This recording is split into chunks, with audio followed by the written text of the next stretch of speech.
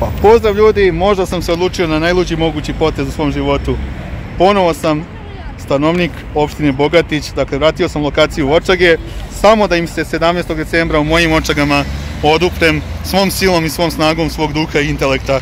Dakle, vreme je, nema vremena za čekanje, idemo jako, moramo da ih gazimo.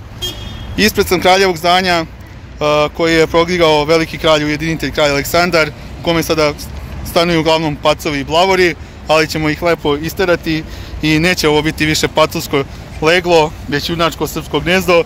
Dakle, za početak šta bih promenio?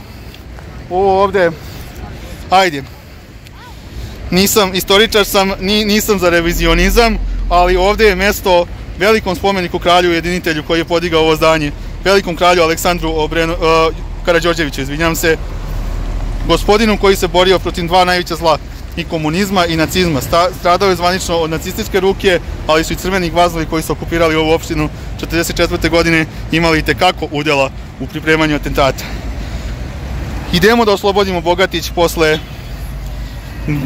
decenija ropstva. Nisam džabe završavao državni filozofski fakultet, nisam džabe sticao znanja od velikana poput Miloša Kovića, Miloša Jagodića, Miloša Antonovića, Žarka Petkovića, Radivoja Radića, Ljubodraga Dimića, Aleksandra Životića, Mire Radojević i tako dalje, ne mogu i sve da ih ne brojim.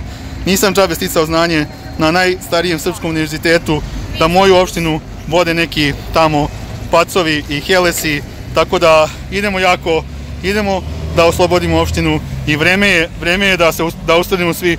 Ispravi se Srbine, imaš kičmu, ne budi bez kičmenja, ne budi ni blavor, ne budi ni pacov. Idemo jako. I samo jako idemo za POKS Voje Mihajlovića ovde u Bogatiću. Obnovimo kraljevinu, za kralja i otadžbinu. I da svečano obećam ovde na najsvetijem grobu, na grobu moga đeda, moram skinuti za početak kapu.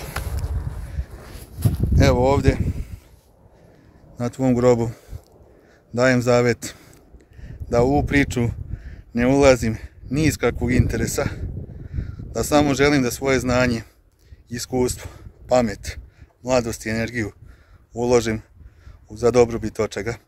Ne želim nikakav interes. Materijalno sam dovoljno bogat, ne treba mi ništa više. Dovoljno je što imam ovu ludu glavu i ovo samopouzdanje. Biću kao ti, uvek. Ako mogu nekome da pomognem, pomoći ću. Neću nikome odmagati. A onima koji žele zlo ovom narodu, prema njima ću biti najsuroviji mogući. Biću Jovan IV. Užasni. Dajem ti obećanje svečano da ne ulazim u ovu priču da bi se obogatio, da bi postao lopov kao što su oni. Ulazim u ovu priču zato što verujem. Verovatno, sad ne znam da li ću uspeti ili neću, ali sam bar pred Bogom čist da sam nešto pokušao da uradim.